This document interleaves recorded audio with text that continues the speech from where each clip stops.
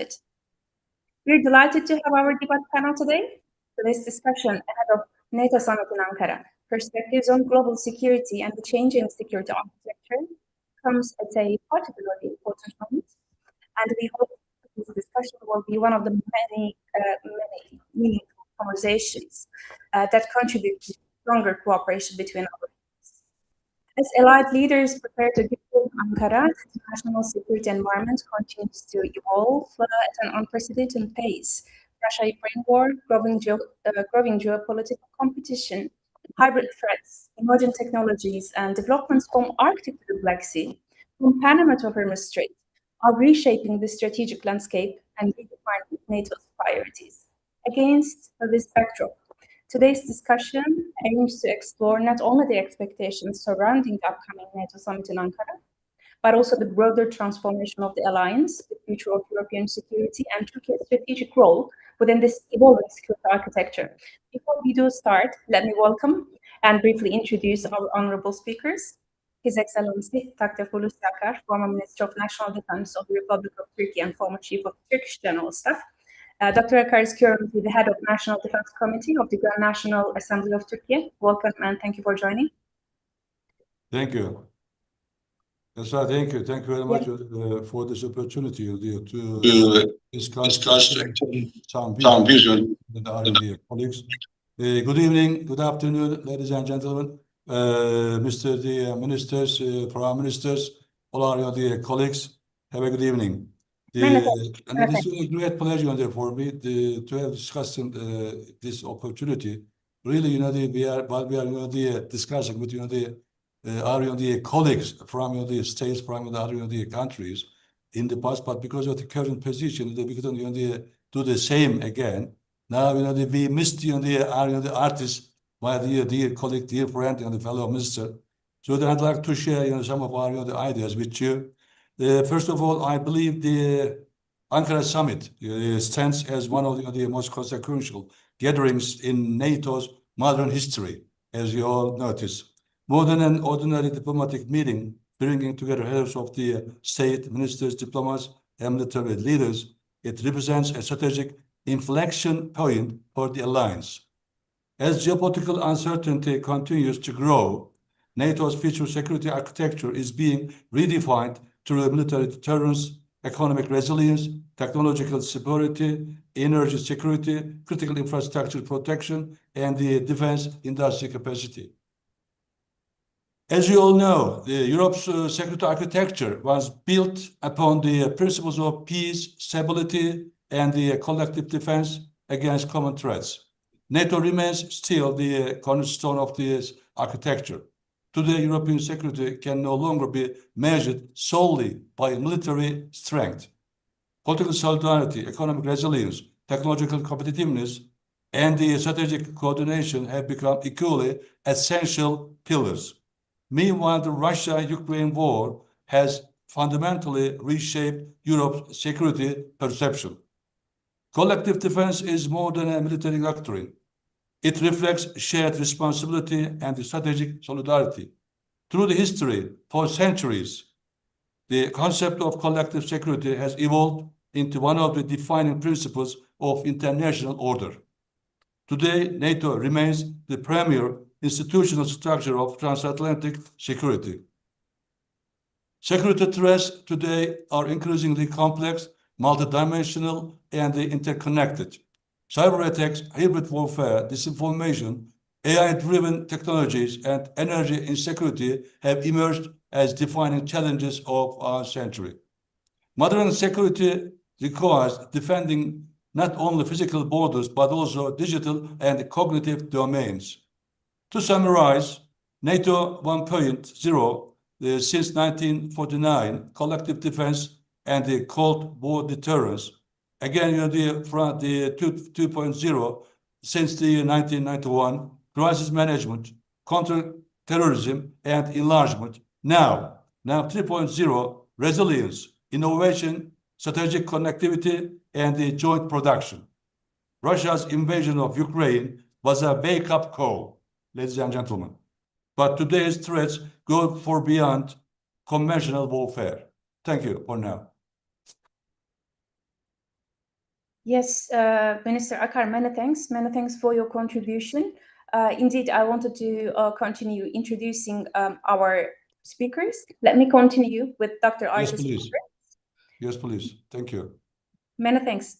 Dr. Artis Pabriks, former Deputy Prime Minister, Minister of Defense and Minister of Foreign Affairs of Latvia, and one of the leading voices on European defense and Baltic security. Many thanks, Mr. Pabriks, for being with us today. So let's continue with the same format, and we can have your initial comments to start.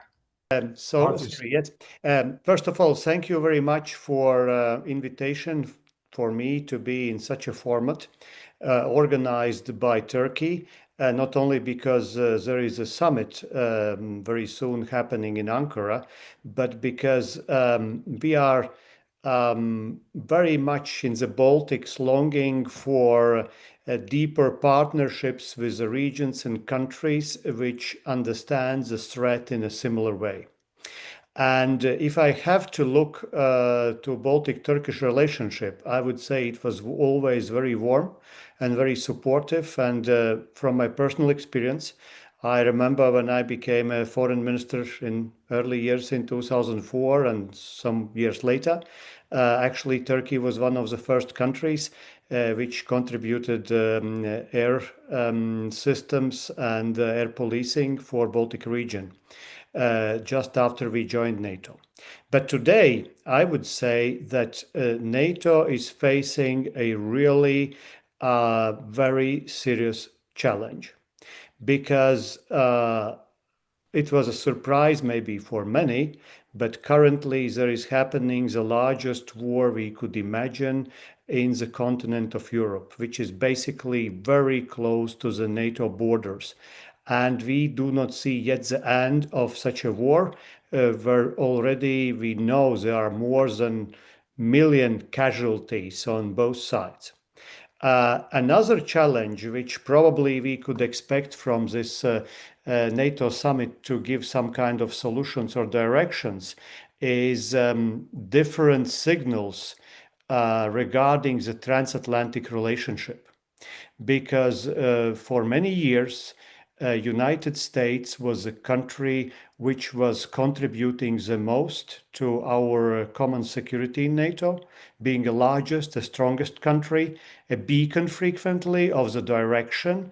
And lately, in the last year or so, we basically, through the documents adopted in Washington, security perspective and military perspective, we hear not only the necessity for European partners to step up with expenses, which is understandable, to step up with capabilities, which is very understandable. And in the Baltics, in Latvia, and in other countries in the Baltic Sea region, we have been always supporting that.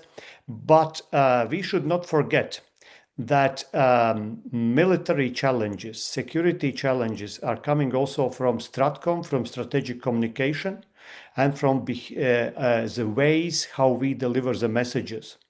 And my assumption, if I can be, let's say, challenging, like I am frequently in many speeches, at least in the past, I would say that if I try to analyze Russian behavior currently, then first of all, there is internal increasing insecurity feeling in Moscow. Because the war which Moscow started is not going exactly according to the plan. They initiated it in 2022. And secondly, they can see also, and they check all the time, they check also our weaknesses within alliance and within transatlantic alliance. So we should ensure through Ankara summit, and this is a wishful thinking from my side, we should ensure that Ankara summit is delivering enough strong message that any kind of thoughts that transatlantic ties or European readiness or NATO readiness at large could be challenged from outside would be a very grave mistake, because my assumption as an analyst, my personal assumption is that Moscow currently is seriously considering to increase different type of hybrid activities, and they are observing what kind of reaction will follow from European, transatlantic, and NATO allies. So we have to be aware of that. Many thanks, Mr. Pabriks, for the initial comments. For the next round, I will have my specific questions for each honorable speaker, but let us continue having the initial comments for our panel. Ambassador Matthew Bryza, many thanks for being here, former Deputy Assistant Secretary of State of the United States and one of America's most experienced diplomats on Eurasian affairs, transatlantic relations and regional and especially energy security. Welcome again, and many thanks for being with us today.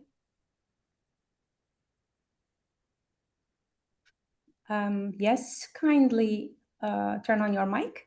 Yeah, sorry. Yeah, thank you, Esra. I wanted to thank you for the honor of being with you and Prime Minister Pabriks, old friends, and Kristi, also from ICDS, which I had the distinction of being a predecessor of as a director, and with Minister Akar, of course, huge honor. Maybe I'll offer a brief United States perspective, even though I live in Türkiye.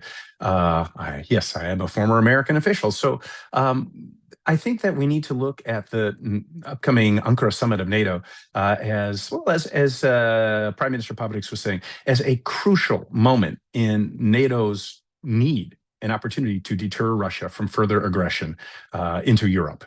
There are numerous ministers of defense and heads of defense who speak out often, and at the recent ICDS conference, Lennart Meri conference in Estonia, we heard many of them saying that Russia is preparing to be able to attack European members of NATO within 5 years. It doesn't mean there's an intention to do so. It means there's a preparation.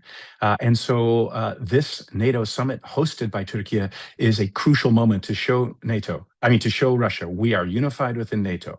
We stand as one, that Türkiye, which is NATO's second largest military, is fully integrated despite detractors in the United States who like to claim that because Türkiye mediated the grain agreement between Russia and Ukraine, because Türkiye did not join the sanctions of many NATO member states against Russia, that somehow Türkiye is not fully committed to NATO's mission. That is wrong. Turkey has always been and remains a staunch NATO ally with amazing capabilities.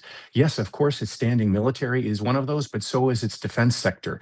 Its defense sector and defense industry has evolved and developed immensely over the past 20 years, which began even way back when in 1974, when the United States imposed an embargo on Türkiye in the context of Cyprus. But if anybody has any question about Turkey's commitment to NATO, they should just listen to President Erdogan's speech to the NATO Parliamentary Assembly a few days ago, when he talked about, how deeply integrated Turkey is into everything NATO does. On the Russia front, Turkey, going back to the Ottoman Empire, has fought more wars against Russia in imperial days than any other country, and therefore has a unique understanding of both the threat posed by Russia in Turkey's immediate neighborhood, especially the Black Sea, which means both the need to deter Russia and to avoid unnecessary acrimony, and to provide the sort of communications channel that Turkey has done so far, as I said before, in brokering the grain deal in July of 2022. Finally, on the Arctic, Turkey so far has not been, and we'll talk about this, of course, a direct actor in the Arctic, but it's by virtue of its solidarity with all NATO member states and its immense military political capabilities, it is helping to send signals in the Arctic as well, which is of central importance to President Trump, especially in the context of Greenland, which also we'll talk about, that Russia needs to be aware that NATO remains one with a very strong Turkish NATO ally whose ability to project its power extends well beyond just its immediate neighborhood. Thank you. Matthew, thank you very much. I mean, all the comments are really promising, so that the audience may expect that we will go deeper into each and every topic that you have mentioned. Dr. Kristi, Raik, many thanks for being among us today. So we're hosting Dr. Raik from Estonia, Director of the International Center for Defense and Security. She's a leading expert on European security, transatlantic relations, and the Baltic region. Again, and thank you very much, and let's continue with your initial comments. Thank you so much. Esra, and thank you to the Nordic Baltic Institute for bringing us all together. So I don't want to repeat what was already said, but let me first take a very quick broad look at what is changing in European and global security environment, and how I see this NATO 3.1. We had the Cold War era when the global order was bipolar. There was the United States and the Soviet Union. Unfortunately, the Baltics on the wrong side of the Iron Curtain. But the competition between the two superpowers was focused on Europe. And that's why the US was so committed also to carry its role in providing for European security and defense in the western part of Europe. Then came the collapse of the Soviet Union. The Baltic states, among others, regained our freedom, and a period of United States hegemony started for a rather short period. But that was the time when many Central and Eastern European nations were able to reorient, had their opportunity to choose Western orientation with the support from the US that had this vision for a Europe whole and free. So NATO and the EU were enlarging. But then fast forward to the current moment, the US is losing its hegemonic position, but now the main rival is China. And so the competition between the two biggest powers in the world is no longer focused on Europe. And that's why I think structurally it is natural that the US attention is shifting more to the Indo-Pacific region. And this means that Europe has to take more responsibility for its own security and defense. And now the challenge for Ankara summit is to show that we are doing this in Europe. We are doing it in a way that then makes also NATO stronger and keeps the US still engaged in Europe. But we have to find a way to do the burden shifting process so that it is managed and so that the risks to European security do not suddenly grow. So there is this escalation risk in the current moment for various reasons. First of all, because Ukraine has now gained an upper hand in the war against Russia. Russia is increasingly in a difficult position. It's certainly trying to think of ways to somehow escalate. I'm still convinced Russia wants to avoid a military conflict against NATO, but it is for sure looking for ways to escalate through, let's say, hybrid methods of influence, and tries to test NATO's cohesion. And then the other risk is, of course, the tensions in the transatlantic relations, which are just obvious to everyone and which may increase also the risk of miscalculation on the side of Russia. But here again, the Ankara summit can then give very strong messages that it is not worth for anyone to try to test NATO, that NATO is ready to respond collectively and is unanimous in its commitments to European security and defense. But then the third kind of factor that increases risk in Europe is strategic communication, which was already mentioned. And I think here, so Europeans themselves have been kind of increasing the risk of miscalculation by not being fully consistent and clear in their messages. So that's something to be corrected also, so that we do not ourselves encourage Russia to believe that maybe it has a chance of achieving something by conducting another hybrid attack against our infrastructure or like some kind of instability at our borders. But we should be clear in messaging that there will be a collective response. So the expectations vis-a-vis Ankara summit, I think, are really big at this moment of uncertainty, unpredictability, escalation risks. So I really expect that the summit will help to reduce the risks and increase then our confidence and our kind of common understanding of where we are and our preparedness also to take care of our security. Yeah, many thanks, Kristi. I will ask kindly, so that you analyze the outcomes of the NATO Ankara summit, both in negative scenarios and positive scenarios. We will continue with that, but let me now welcome and introduce Professor Hüseyin Bağcı, the Professor of International Relations at the Middle East Technical University in Ankara, and one of Turkey's foremost scholars of international security, NATO, and foreign policy. Professor Bağcı, thank you very much for joining us today, and welcome again. Let's start with your comments as well.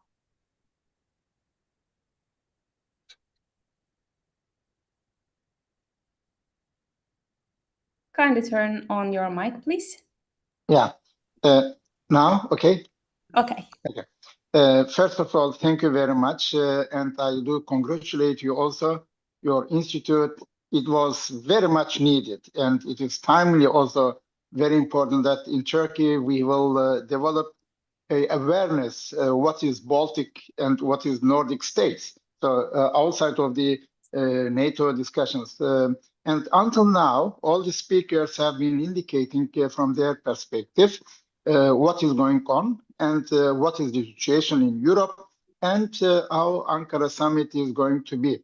First of all, Ankara summit will be much more different than any other NATO summit since 1991. So this is crucial. This is important because NATO has to make decisions now, starting from the American nuclear umbrella to European countries, whether the American military will continue to protect the European security, or are the European countries going to develop their own capabilities, as the moment we see the discussions in Germany, particularly that there is a big deficit on trust. There is a transatlantic fracture. This transatlantic fracture is very important. Is there a mind shift? Is there really a threat from the Russian side, which is definitely perceived at the moment very strongly? And what is more important maybe here, how Turkey is also behaving between, on the one hand, Russia, on the other hand, European Union, and on the other hand, on NATO, because Turkey is member of NATO, but not member of the European Union. So the European Union security architecture, which is very much discussed, safe, starting from this, Turkey is definitely one of the countries which the European Union countries cannot neglect anymore. It is not the question of whether Turkey will become member of the European Union or not. It's another political debate. But there are 4 countries which shape the European security at all. This is the United States of America, this is Great Britain, this is Russia, and this is Turkey. And if you take all these 4 countries out, the European Union, at the moment, European Union countries are a normative power, economic power, but not a military power. So in this respect, maybe we should see how this transatlantic mindset shifting to directing the European security.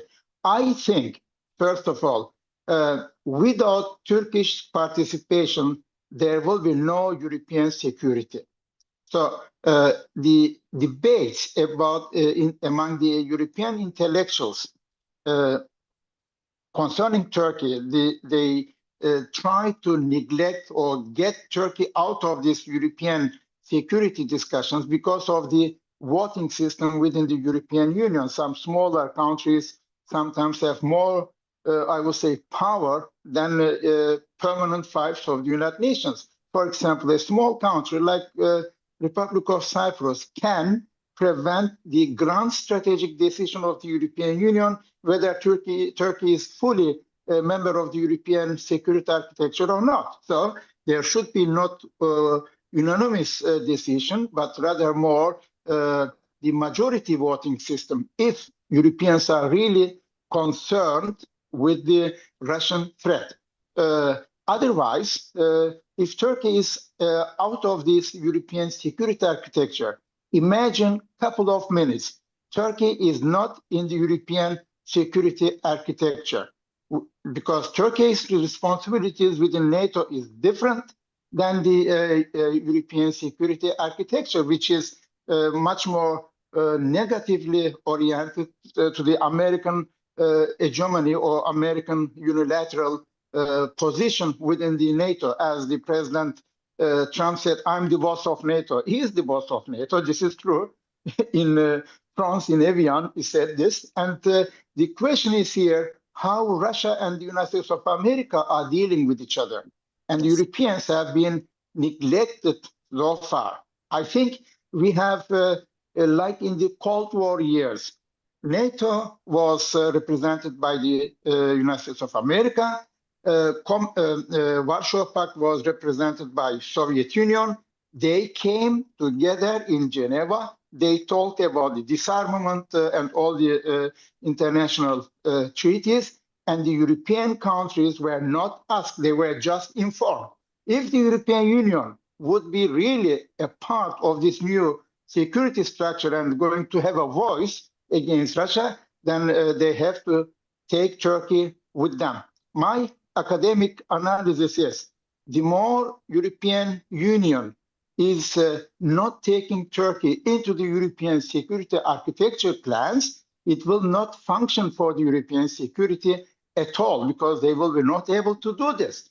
Britain, Turkey, and America, there are three countries. Two of them are nuclear powers, and Turkey is a modified conventional power, and we have been the only power among the European countries which have been fighting more than 13 times to Russia. We know how to fight against Russia from our history. Black Sea, Caucasia, Balkans. I mean, we are experienced countries, smaller countries of the European Union at the moment, given this advantage to them to define or to protect the grand strategic decisions of European Union would be a wrong decision. Donald Trump is the only one at the moment who understands the Turkish importance for the regional and for the global security. In the American grand strategy, Turkey's position is totally different than it was the case a couple of years ago. Whereas the European countries at the moment, because of this internal discussions, because of this different interest of certain countries, they mostly try to alienate Turkey. Any alienation of Turkey in the European security is neither in the interest of Europe or at all, or in Turkey. Who is going to win if Turkey is not in the European security architecture? Russia. Russia is the winner if Turkey is neglected. So I will continue later on. It's just a small introduction, as we say, meze, for the intellectual discussion. Later on, I will go to the main food. Many thanks, Professor. So indeed, I mean, these were expanded to thoughts, not the initial comments, but I would kindly ask you to let me moderate, because we have like 5 different very honorable speakers. Yes. It's better to keep the answers for 2 or 3 minutes, because we have 3 rounds of questions, which I am starting right now. Again, with the minister. Esra, academics are not able to speak 3 hours. They speak 3 hours, not 3 minutes. This is the problem. Let me go back to His Excellency, former Minister Hulusi Akar. So the Washington summit focused on strengthening deterrence. The Hague summit emphasized burden sharing. So it was mentioned again in this discussion. Looking ahead to Ankara summit, what should be the defining strategic legacy of this summit? And what should NATO 3.0 mean indeed in practical terms? First of all, I like the special thanks for the ambassador in the Bryza. Bryza, made the great comment very clearly. He put our position as Turkey within NATO, within Europe, and also Professor Bağcı clarified our position.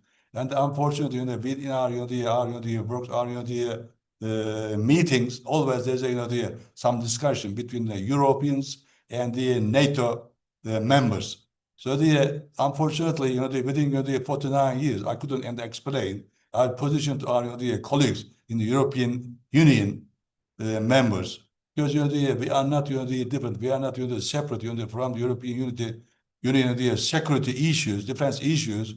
So as long as we differentiate our two community, this is causing a great bill for the both sides. So from the very beginning, we insisted on to be together as the NATO, as the European Union.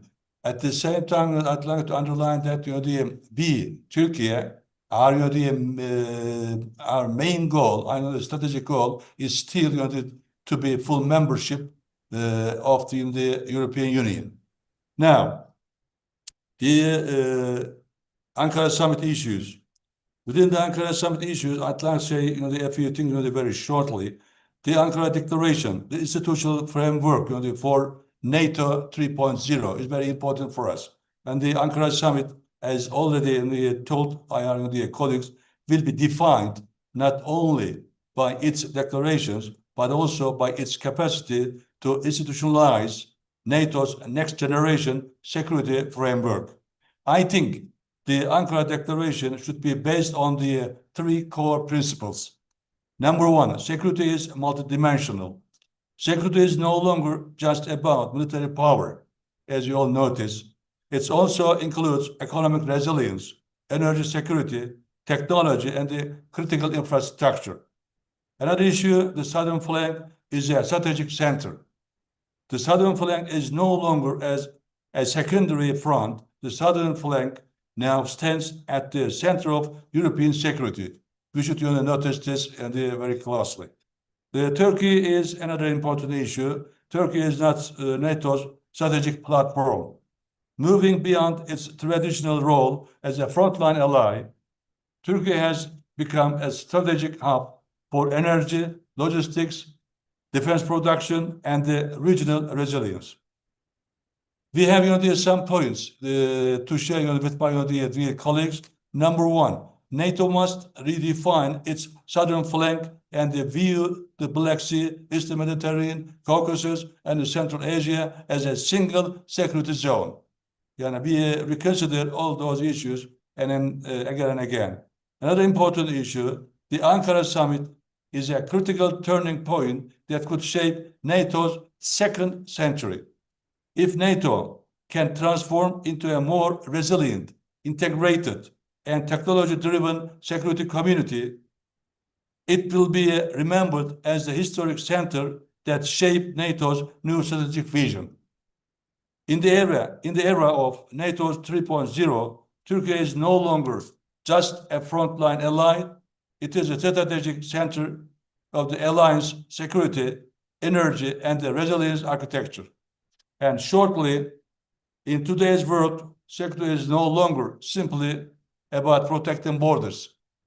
It's about managing uncertainty, identifying risks before they escalate into crises, and building resilience against multidimensional threats.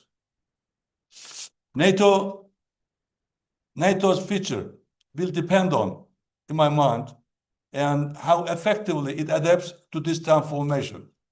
This transformation is very important for all of us, for our future. Turkey is not merely part of this transformation, it is increasingly one of the actors shaping it.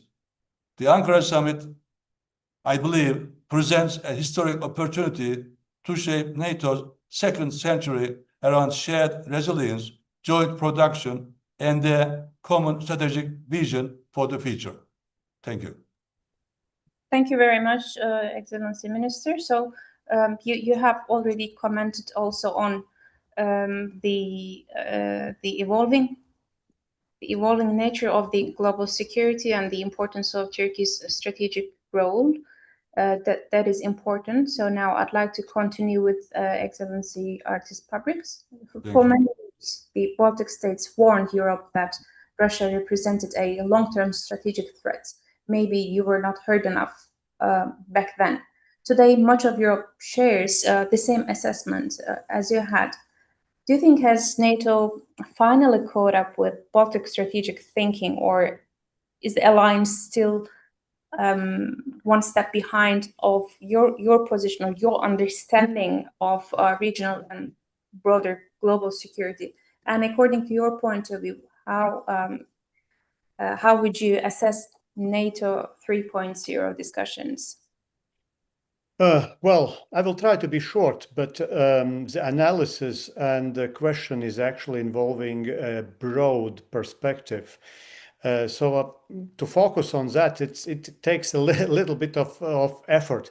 As far as the Baltics, yes, for a decade or so, we have been frequently described, even by some of our allies, as troublemakers, because we were telling how the things are, not how the things should look.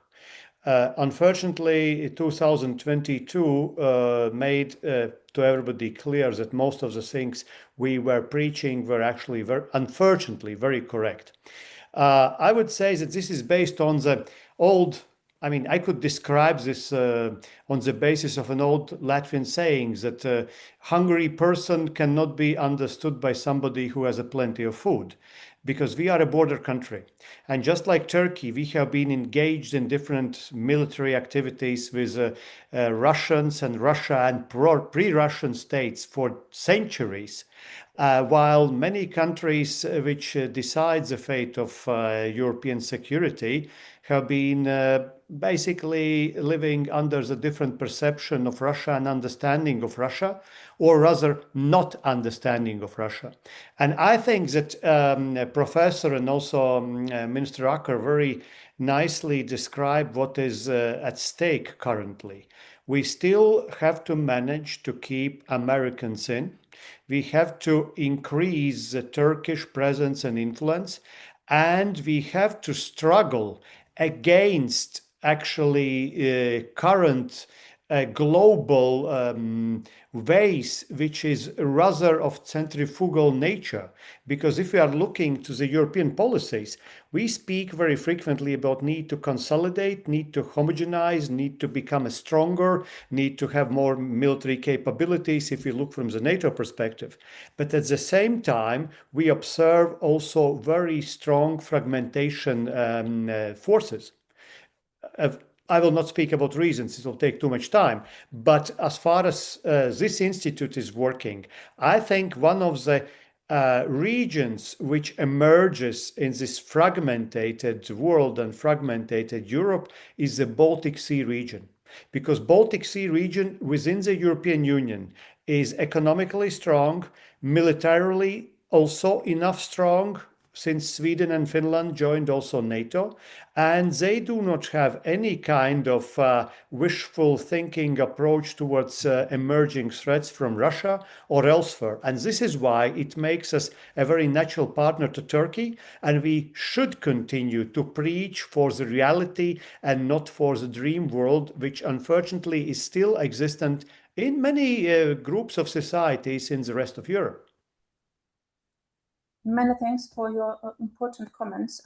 We all hope that it will be recognized how important to keep Turkey and Baltic region stay connected and with stronger relations regarding the security, defense, and deterrence cooperation. Let me continue with Ambassador Matthew Bryza. Ambassador, you devoted nearly a quarter of a century to US diplomacy, right? Serving in some of the world's most complex geopolitical environments and leading high-level negotiations and mediation roles. So the most recent internal crisis of NATO has been Greenland matter, which we have already mentioned during the intro of this discussion. The matter caused a serious discussion between two strong NATO allies, the US and the Kingdom of Denmark. How do you think the crisis will evolve as the US diplomats are trying to solve the matter? I witnessed that with my own eyes when I was in Greenland. But on the other hand, the political will of the US president insists expanding this land. So how do you think the alliance will recover this crisis and recover the image of NATO, to NATO allies had disputes regarding, I mean, opinion-wise and policy-wise. So how do you think this crisis will be recovered? Yeah, Esra, thank you for your generous description of my personal career. And, and I'm also grateful that you, based on your own observations, your own research in Greenland, saw that there were U.S. diplomats trying to diffuse the crisis. But I don't know the answer to your question, because this is a serious crisis that maybe we've forgotten about because the United States turned its sights on Iran since February 28th. But around that time, the gulf between the United States and Denmark, and that meant between the United States and many other NATO allies, was very, very deep. There's a reason that, okay, there's a logic to President Trump's approach to Greenland. But the starting point for me is deeply problematic, which is that the United States, according to its strategy, national security strategy, it's focusing on sort of a fortress America approach to the world now. So President Trump's America First foreign policy means that the Western Hemisphere is the primary national security domain for the United States, and that the United States, therefore, needs to secure supplies of critical raw materials, which means choke points like the Panama Canal, and it means sources of raw materials, as well as areas that sit astride crucial logistics connection points, and that means Greenland. I think President Trump's ideological and emotional attachment to Greenland is not going away. It's been in abeyance, as I said, for a little while. One thing about President Trump that is sometimes useful is that he has a short attention span, and hopefully he won't come back to thinking about Greenland again, but I think he will. And so, to underscore how serious this or how deep the gulf was between the U.S. and Denmark and many of its NATO allies, the European diplomats, unnamed ones, have said that Denmark was ready to fight if the United States had used military force, as President Trump had threatened, to take Greenland. And when a small contingent of Danish troops were deployed to Greenland, they brought along with them explosives to blow up the runways of airfields, had the U.S. come militarily, as well as blood supplies in case there were Danish casualties. Saying these words right now to you and to our esteemed colleagues and the audience is very difficult for me. And I never thought I would ever say this about the United States in its relations to NATO allies. But this really happened. And you'll remember as well, later in January, several NATO allies, including France, deployed their own military forces to Greenland. They said at the time it was because of a military exercise, but no, they were trying to deter the United States from using military force. And it was only Secretary General of NATO, Mark Rutte, who was able to persuade President Trump at the World Economic Forum in Davos to back away from the possible use of military force. But Mette Frederiksen, the re-elected Prime Minister of Denmark, has said she's continuously worried about President Trump's future ambitions toward Greenland. So to wrap all this up, this only underscores all the more so what everybody on our panel has been talking about, that this NATO summit, hosted by Türkiye in Ankara, has a crucial task of reinforcing alliance cohesion and solidarity. And that means bringing President Trump fully on board again. President Trump has said, thank goodness, that he has such a strong relationship with President Erdogan, that's why he's coming to this NATO summit. That's the good news. The bad news is that President Trump said the reason that he's coming to this NATO summit in Turkey is because of his personal relationship with President Erdogan, and not because of an overall commitment to restoring NATO's solidarity. So this is a long answer to your question, that all these dangers are out there, and NATO needs to respond in some way that pulls President Trump's United States back into full transatlantic solidarity on an issue as important as Greenland. And how to do that, that's the magic of diplomacy that hopefully will take place in Ankara on July 7th and 8th. Yeah, many thanks. Let me contribute with a statement from Mr. Yanis Sarts, the head of NATO's Strategic Communications Excellence Center. So when he was also in Greenland, so we came across there and had a chance to have a short conversation. And he expected Turkey, I mean, the most important role of Turkey for this Ankara summit is to mediate between the US and Europe. Dr. Kristi, right, let's take it from there. You have spent years analyzing security, transatlantic relations, and strategic challenges. there we go. Here we have a strategic challenge. So how do you think this crisis within NATO be resolved? And again, you know, the unity of NATO is vital for Baltic region's security. And please also add your contribution to NATO 3.0 discussions. Thank you for the question. I looked at the broader structural context of NATO 3.0 already, so let me now focus more on Europe. To put it very shortly, I think the only way for NATO to survive as an alliance from now on is to become more European. And I fully agree this has to mean then, of course, that we need Turkey on board fully in European security architecture. Let me just note as a comment to the previous speakers that it is still NATO that is the main framework for European defense, and luckily we have Turkey there, we have the UK there, we have Norway there, these non-EU European countries which do play also a very important role in European defense. And then complementary to NATO, we have the European Union, which has developed a stronger defense cooperation policy. It has its own instruments to encourage European member states to spend more on defense and to be more efficient in doing so, aiming to reduce fragmentation among European countries.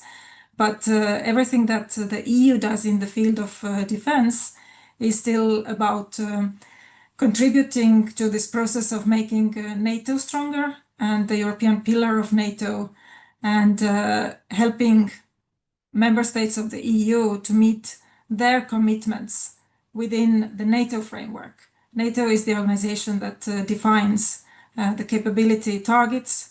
NATO has defense planning, which the EU does not have. NATO has the command structures, which the EU does not have. And there is no sense in creating anything to duplicate that, which we already have in NATO. But as I said, again, Europeans need to take on a much bigger role within these NATO structures, meaning contributing more capabilities, taking on more roles in the NATO structures. And this process is happening. And of course, this has to be one of the messages coming out from Ankara, that indeed Europeans are taking this process very seriously. But then one more question, which will be really important for NATO 3.0 and also for the Ankara summit, is then the role of Ukraine in the future European security architecture. And this is one of the big questions for Ankara summit, that we should get a strong message of continued unanimous support to Ukraine. And then also this process of closer cooperation between NATO and Ukraine as a very close partner. And there is a lot going on already between NATO and Ukraine in terms of partnership. And this understanding is growing that Ukraine is necessary for Europe's future defense. Its defense industry has become very capable. Of course, it has the most experienced army in Europe. Similar reasons why we need also Turkey in European defense and security. But of course, in Ukraine's case, it is all the more kind of dramatic, this process, how Ukraine has all of a sudden become so important for European defense. And speaking of the Baltic states' perspective, this understanding has been very strong, even before 2022, that we need to support Ukraine. Estonia was the first country to advocate that all allies should spend 0.25% of their GDP to support Ukraine. And that is the way to make sure that Ukraine wins the war against Russia. There is still no consensus among allies on this level of supporting Ukraine, but this goal does kind of frame the discussions. And Secretary General Mark Rutte also has been referring to this figure, 0.25%. This should be the goal for NATO. And then where we have a bit of a problem is that the gaps are quite big between the contributions of different NATO countries. Now it's the Nordic Baltic countries, Poland, Netherlands, which are carrying the biggest burden. And these are also the countries that have taken it most seriously, that we do need to spend more on defense. And then we have many other allies that are not at all investing so much in supporting Ukraine and not also in their own defense capability. So this gap is something that we will also need to be able to close, because otherwise it will be more difficult to maintain the cohesion and unity within NATO and especially among European NATO countries. I'll stop there now. Yeah, many thanks, Dr. Kristi. Many thanks for obeying the rules about timing. Let's continue with Professor Hüseyin Bağcı. Professor, 4 decades. You're an experienced academic and you have observed international politics, not only as an academic, but also as someone who has advised institutions. That's really important. And you have trained generations of diplomats and closely followed NATO's evolution on the other hand. So academia has the advantage of seeing things in advance, like long-term patterns before they become visible in daily policymaking. So what have you observed in the previous decade? And can you tell us what is your forecast for the next decade? What will history write about the evolving of NATO and let's say this defining? Kindly turn on your mic, Professor. Professor Bağcı, kindly turn on your mic, please. Yes. It's off now, Professor.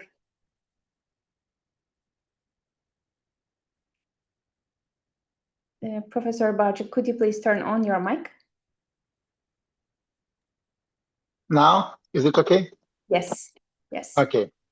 Now, political forecasting is something indeed that we academics are occupied with.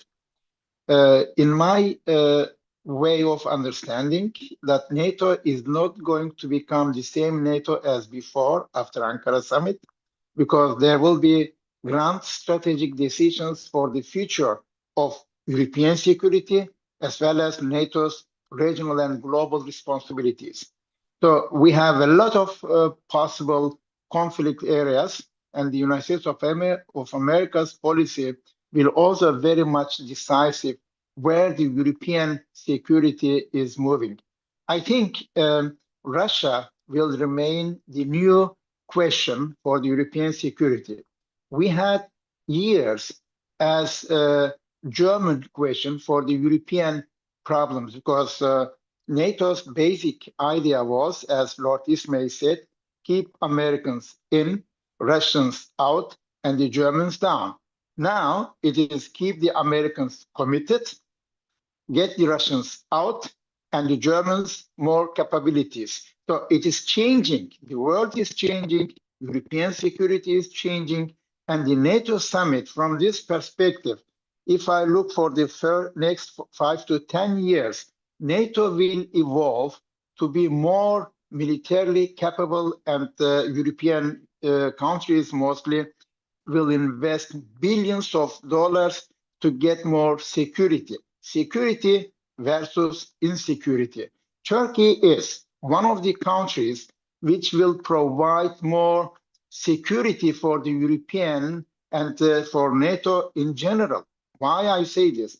Turkey is not security consuming country. Turkey is a security providing country.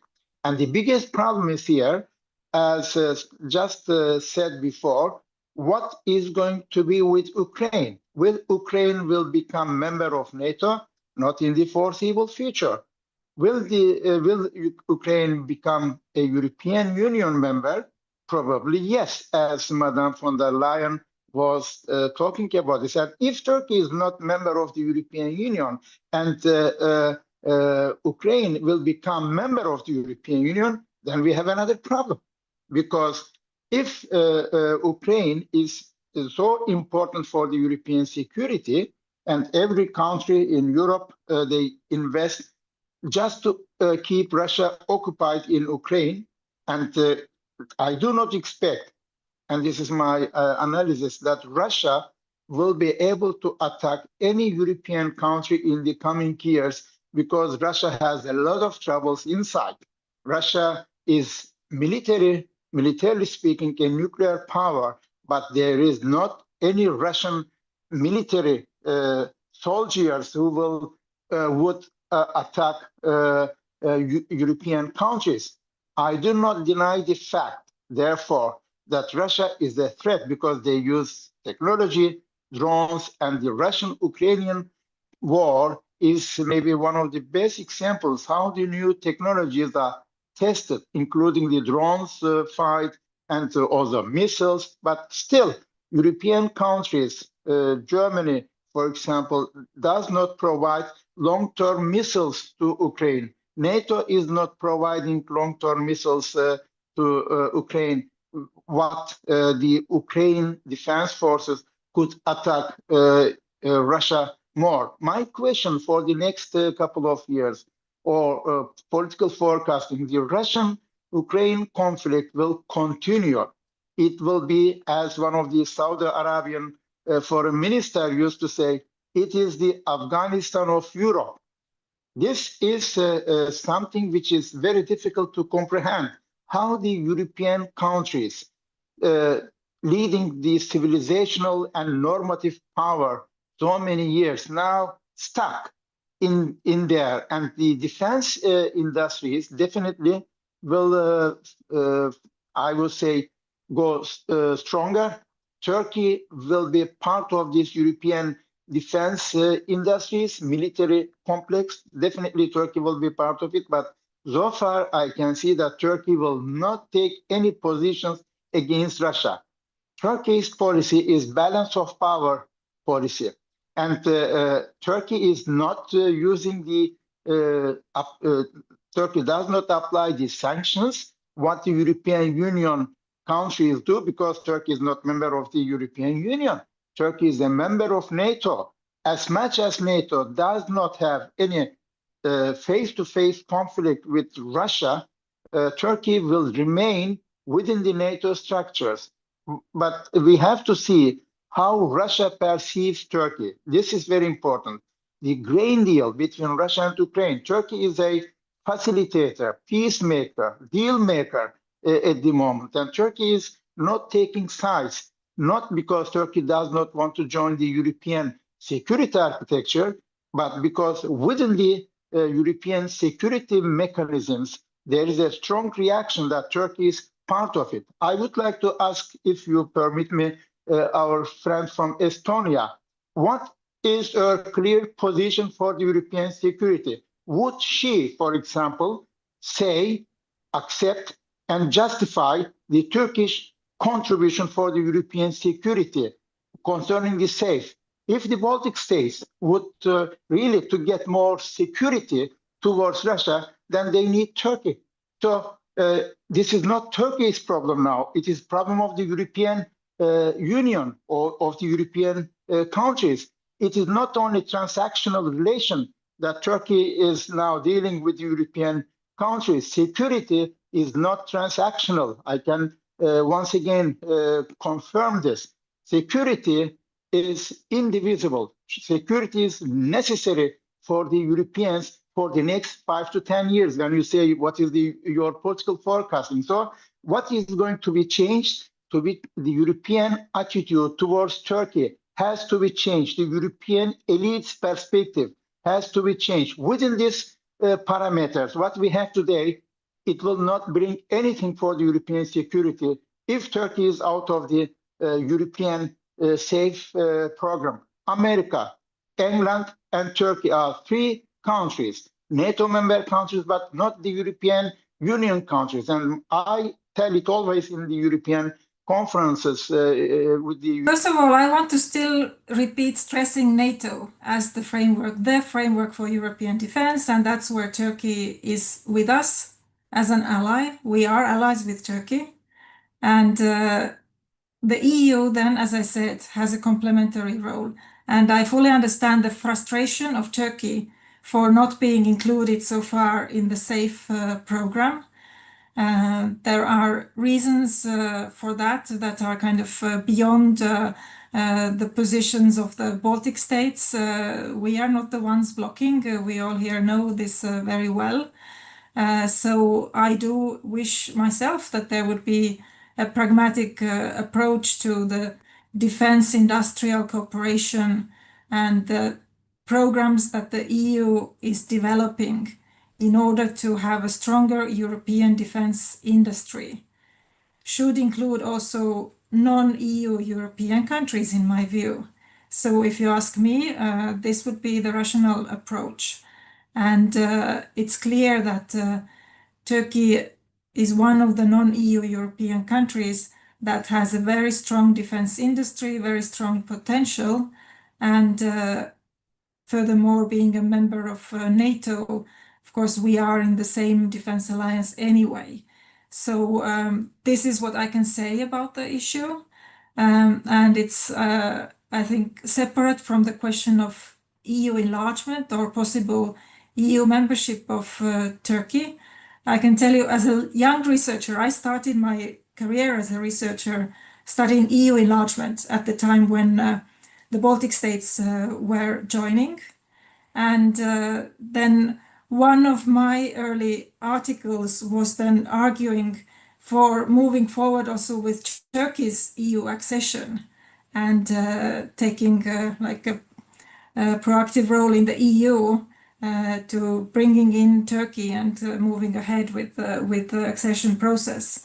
So this is a strategic problem, I think, for Europe that this process was derailed. I don't have time to, of course, to go into the reasons here, but this is where we are at the moment.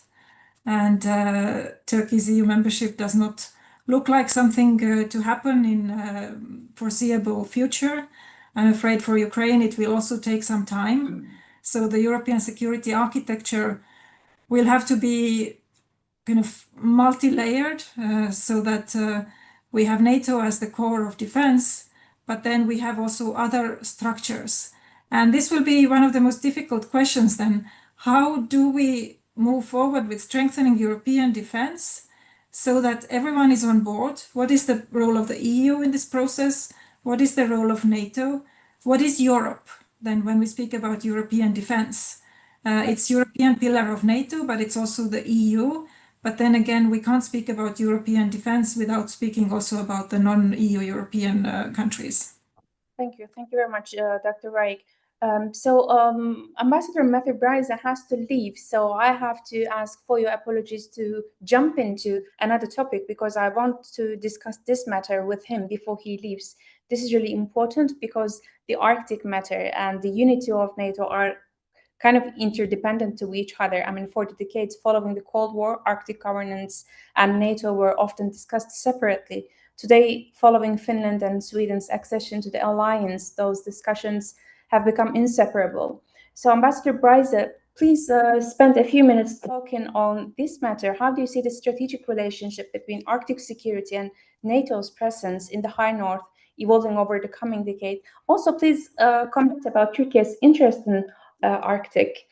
So in the past, Turkey has applied to become an observer state in the Arctic Council, but we couldn't make it, unfortunately. Still, Turkey has some intention to be there. So beyond scientific research, where do you see Turkey contributing to Arctic, maybe connectivity or security, having NATO cold weather tasks? Could you please shortly, briefly share your opinions with us? I'll just continue with Artis Pabriks because Professor Bağcı also forwarded the question to him. But I would be happy if Ambassador comes back to live. Before Ambassador speaks on Arctic, I will maybe give a few words I can also give a brief comment on my side on an Arctic, but first about Professor. Look, I think as far as we analyze European Union, we should be realists in expectations towards these institutions because it has a limit. Currently, it has a limit, and we know that EU policies are determined not only by Commission, but also by larger and stronger member states. But before I continue, I believe that METU would like to say a few words. Yes, Ambassador Bryza. Prime Minister, you're so nice. Sorry, yeah, I had a problem with my phone. Yeah, so thank you for the question. I'm sorry, I'm here in Sicily for a dear friend's big birthday celebration, and it already started a few minutes ago. So I need to get there before the surprise.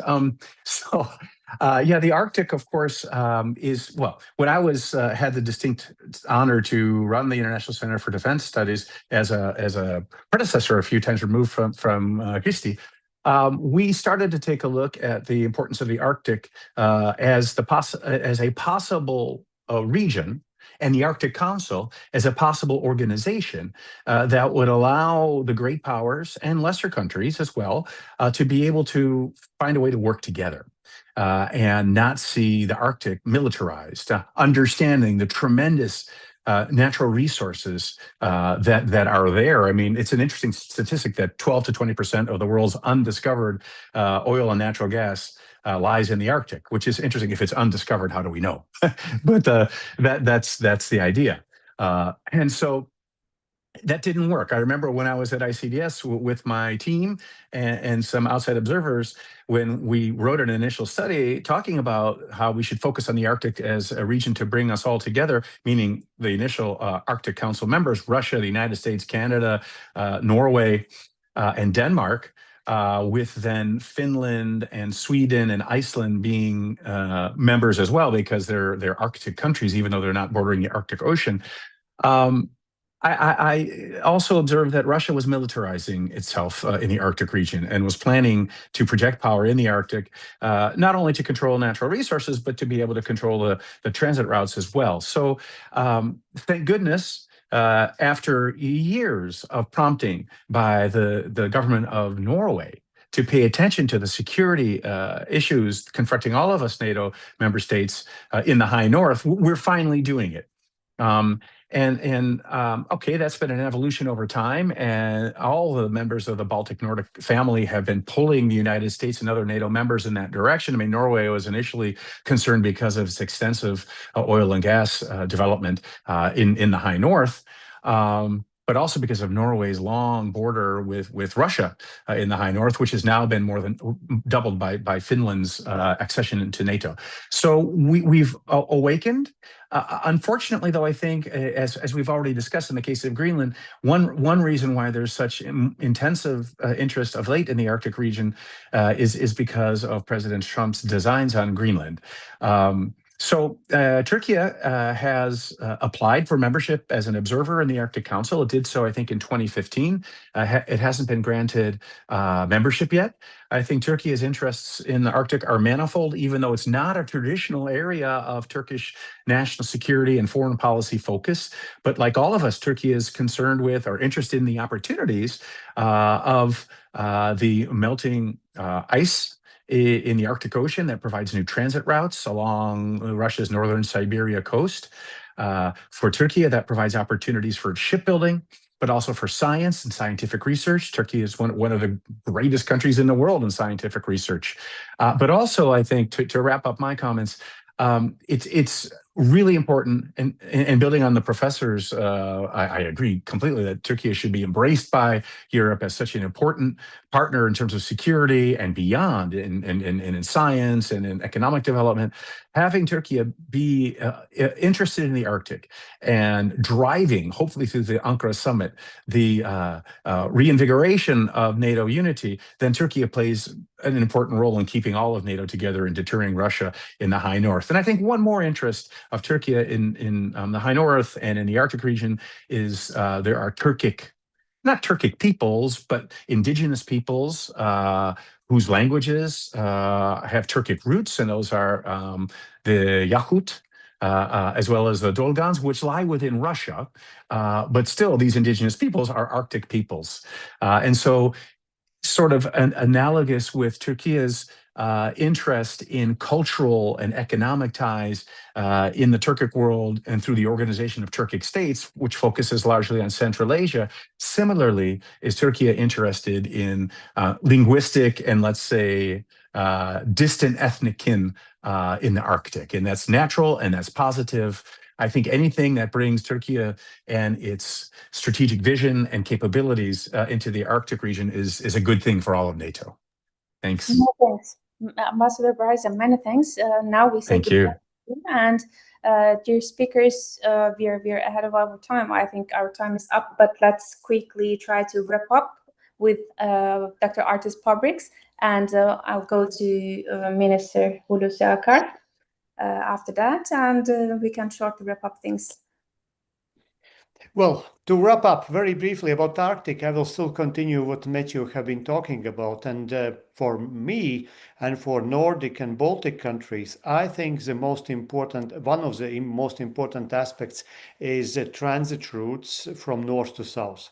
Because I think that this war made quite large changes regarding the relationship with Russia, but still there is Asia, still there is Central Asia and Caucasian countries, like for instance Azerbaijan, which are very important partners also for Latvia.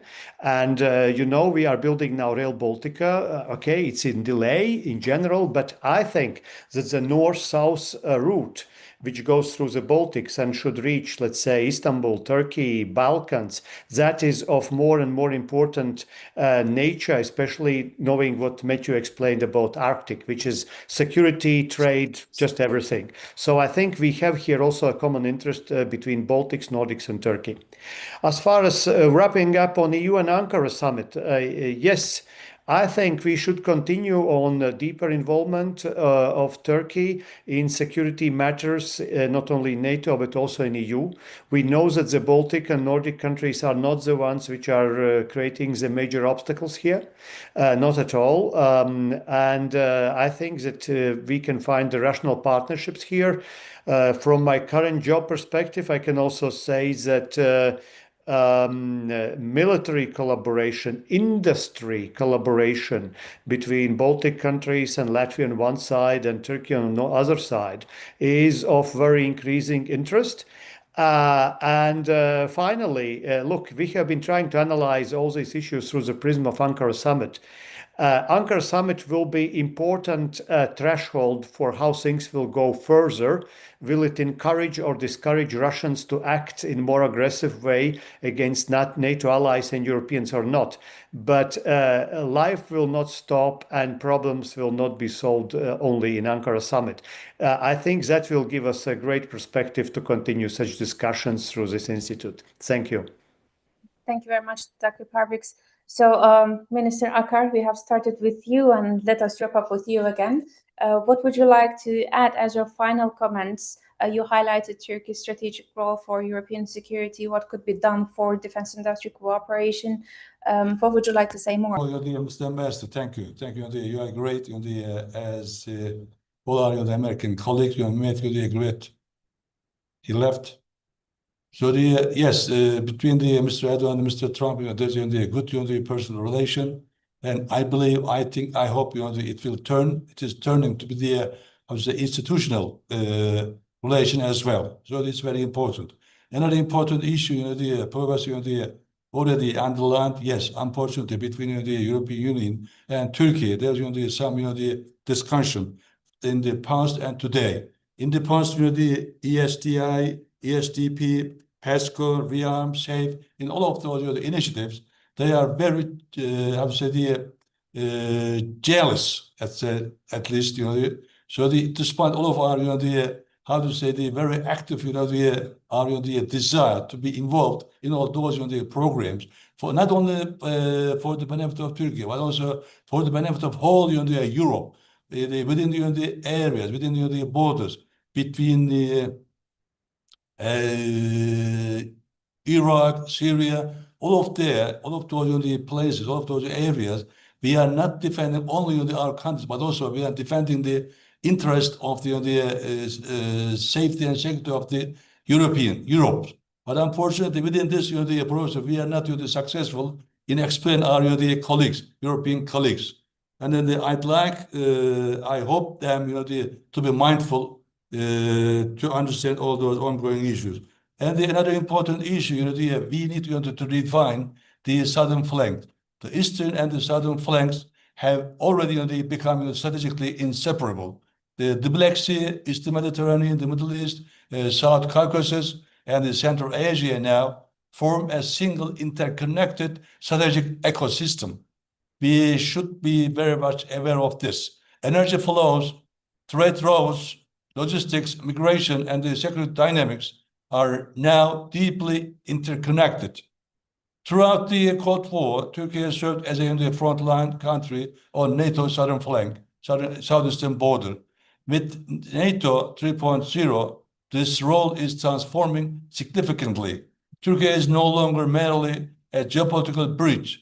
It has become a strategic hub. It now serves as an energy corridor, logistics hub, defense production, and the regional stabilizer.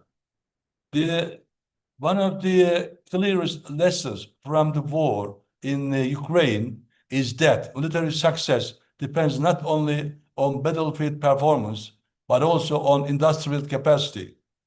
In NATO 3.0, deterrence is increasingly measured by production capacity, supply continuity, and the defense industrial resilience. Turkey can play a critical role in NATO collective defense reduction. So now moving to the Black Sea. A few words on Black Sea. The Black Sea has become one of the most critical regions for European security, as you notice. Its importance continues to grow in grain security, energy supply, maritime trade, and the critical infrastructure protection. Turkey's balanced implementation of the Montreux Convention has provided a vital strategic contribution by avoiding the area becoming strategic rivalry between the parties. And finally, I'd like to remind you, 34 million tons of the grain transported to the countries who need it. But while we are doing this, we could communicate, we could have a diplomatic relation in both sides. It was very valuable for the benefit of the whole countries, whole Europe. So we are ready, as Ambassador stated before, after more than 70 years, we are the member of the NATO, and we are very much interested in the safety and security of Europe. So within this issue, we are committing and performing all our